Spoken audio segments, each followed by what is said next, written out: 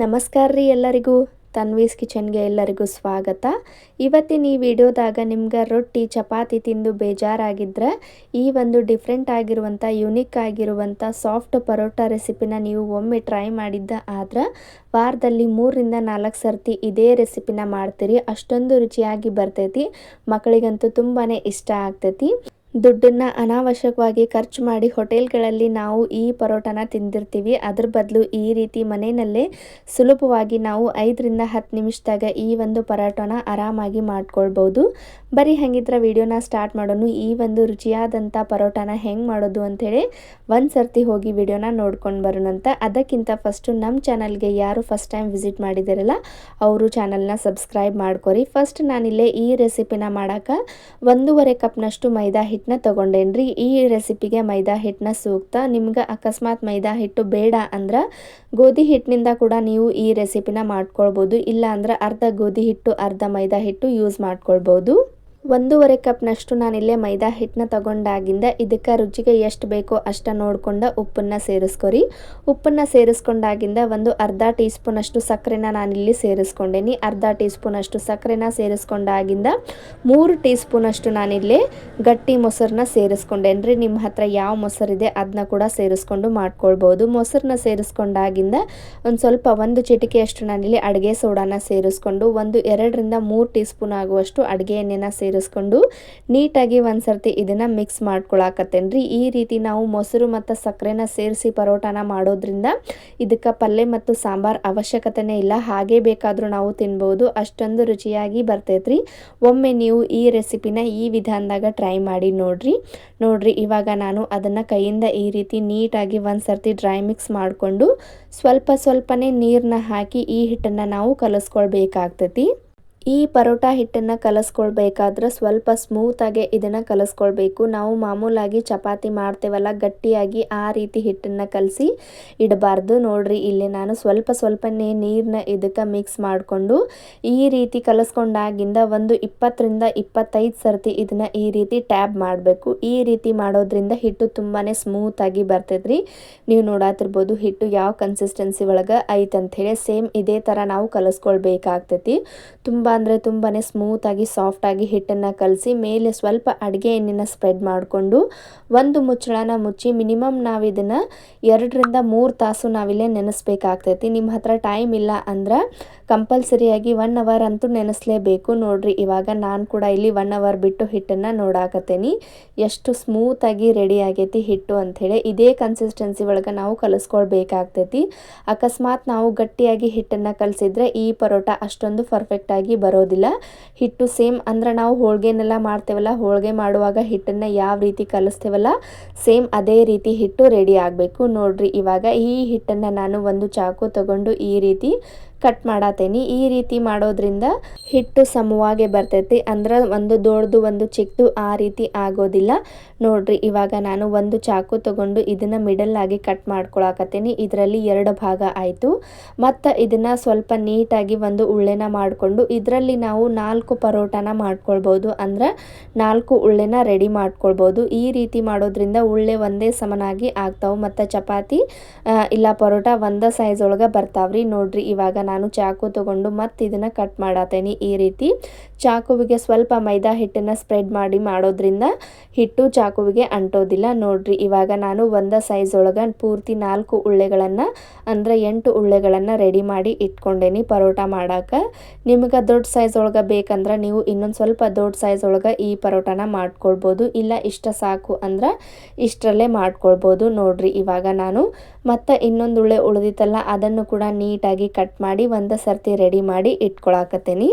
ಪ್ರತಿದಿನ ಒಂದೇ ರೀತಿಯ ರೊಟ್ಟಿ ಚಪಾತಿ ತಿಂದು ಬೇಜಾರಾಗಿದ್ದರೆ ಈ ರೀತಿ ಡಿಫ್ರೆಂಟ್ ಆಗಿರುವಂಥ ಯುನಿಕ್ ಆಗಿರುವಂಥ ಮೈದಾ ಹಿಟ್ಟನ್ನು ಯೂಸ್ ಮಾಡಿಕೊಂಡು ಮಾಡಿರುವಂಥ ಪರೋಟ ರೆಸಿಪಿನ ನೀವು ಒಮ್ಮೆ ಟ್ರೈ ಮಾಡಿ ನೋಡ್ರಿ. ನೀವು ಮತ್ತೆಂದು ಹೊರಗಡೆ ಅಂದ್ರೆ ಹೋಟೆಲ್ಗಳಿಗೆ ಹೋಗಿ ಪರೋಟಾನ ತಿನ್ನೋದೇ ಇಲ್ಲ. ಅಷ್ಟೊಂದು ರುಚಿಯಾಗಿ ಟೇಸ್ಟಿಯಾಗಿ ಬರ್ತೈತ್ರಿ. ಸೇಮ್ ಟು ಸೇಮ್ ಹೋಟೆಲ್ಗಳಲ್ಲಿ ಸಿಗುವಂಥ ಪರೋಟಾನ ನಾವು ಆರಾಮಾಗಿ ಮನೆಯಲ್ಲೇ ಮಾಡ್ಕೊಳ್ಬೋದು. ನೋಡ್ರಿ ಇವಾಗ ನಾನು ಉಳ್ಳೆಗಳನ್ನು ಒಂದೇ ಸರ್ತಿ ನೀಟಾಗಿ ಎಲ್ಲವನ್ನು ರೆಡಿ ಮಾಡಿ ಇಟ್ಕೊಂಡೇನಿ.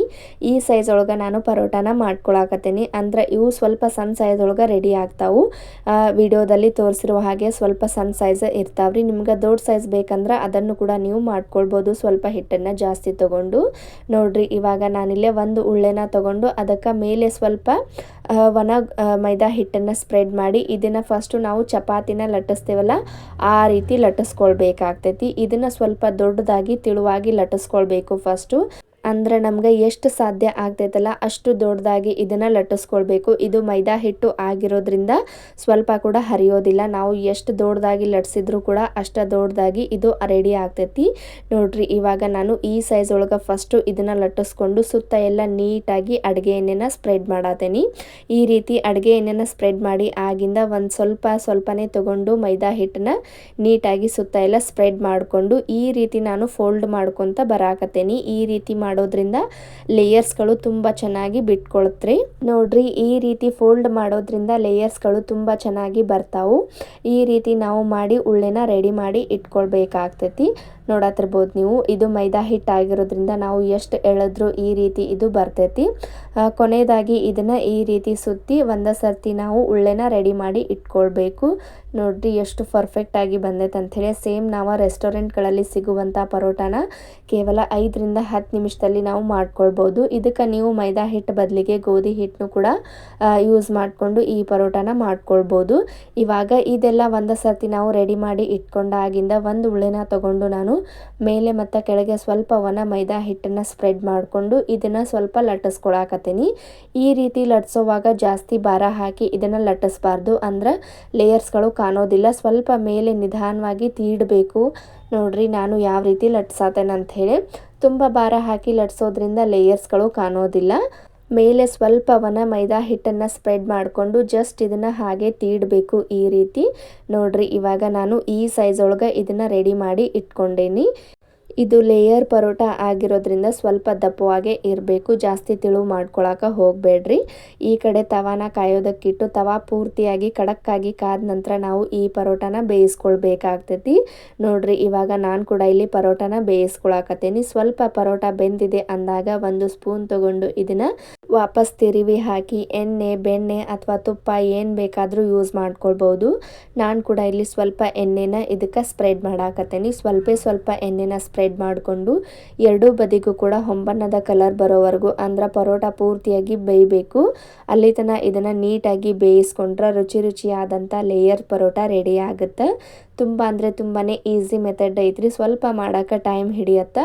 ಸ್ವಲ್ಪ ಟೈಮ್ ಕೊಟ್ಕೊಂಡು ನಾವು ನಿಧಾನವಾಗಿ ಆರಾಮಾಗಿ ಮನೆಯಲ್ಲೇ ಹೋಟೆಲ್ಗಳಲ್ಲಿ ಸಿಗುವಂಥ ಪರೋಟಾನ ಆರಾಮಾಗಿ ಮಾಡ್ಕೊಳ್ಬೋದು. ನೋಡತ್ತಿರ್ಬೋದು ನೀವು, ಸೇಮ್ ಹೋಟೆಲ್ಗಳಲ್ಲಿ ಸಿಗುವಂಥ ಪರೋಟ ಈ ಟೇಸ್ಟು ಒಂದೇ ಇರ್ತೈತ್ರಿ. ಆರಾಮಾಗಿ ನೀವು ಮನೆಯಲ್ಲೇ ಟ್ರೈ ಮಾಡಿ ಕಮೆಂಟ್ ಮಾಡಿ ಹೇಳ್ರಿ ರೆಸಿಪಿ ಹೆಂಗೆ ಬಂತು ಅಂತ ಹೇಳಿ. ಮೈದಾ ಹಿಟ್ಟು ನಿಮ್ಗೆ ಬೇಡ, ಆರೋಗ್ಯಕ್ಕೆ ಒಳ್ಳೆಯದಲ್ಲ ಅನ್ನೋದಾದ್ರೆ ಅರ್ಧ ಗೋಧಿ ಹಿಟ್ಟು ಅರ್ಧ ಮೈದಾ ಹಿಟ್ಟನ್ನು ಯೂಸ್ ಮಾಡ್ಕೊಳ್ಬೋದು. ಆದ್ರೆ ಹೋಟೆಲ್ಗಳಲ್ಲೆಲ್ಲ ಬರೀ ಮೈದಾ ಹಿಟ್ಟನ್ನ ಮಾತ್ರ ಯೂಸ್ ಮಾಡಿಕೊಂಡು ಈ ರೀತಿ ಪರೋಟಾನ ಮಾಡ್ತಾರೋ. ನೋಡತ್ತಿರ್ಬೋದು ನೀವು ಲೇಯರ್ಸ್ಗಳು ಯಾವ ರೀತಿ ಕಾಣಿಸತ್ತಾವ ಅಂಥೇಳಿ.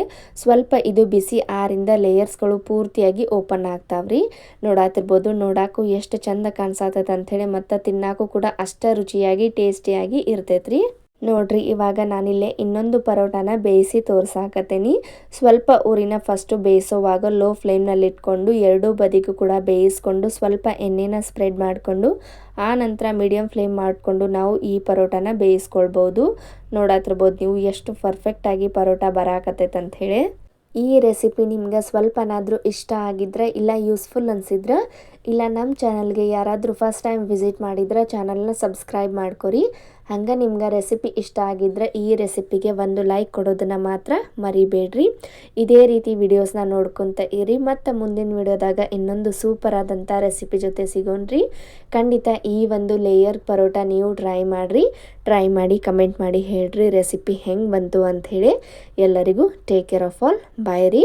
ನೋಡ್ರಿ ಈ ರೀತಿ ಸ್ವಲ್ಪ ಬಿಸಿ ಆರಿಂದ ಇವನ್ನ ಈ ರೀತಿ ಟ್ಯಾಪ್ ಮಾಡಿಕೊಂಡ್ರೆ ಲೇಯರ್ಸ್ಗಳು ಪೂರ್ತಿ ನೀಟಾಗಿ ಪರ್ಫೆಕ್ಟಾಗಿ ಓಪನ್ ಆಗ್ತಾವು. ಖಂಡಿತ ಎಲ್ಲರೂ ಒಂದು ಸರ್ತಿ ಈ ರೆಸಿಪಿನ ಟ್ರೈ ಮಾಡಿರಿ. ಇಷ್ಟ ಪರ್ಫೆಕ್ಟಾಗಿ ಈ ರೆಸಿಪಿ ಬರ್ತೈತ್ರಿ. ಎಲ್ಲರಿಗೂ ಬಾಯ್ ರೀ.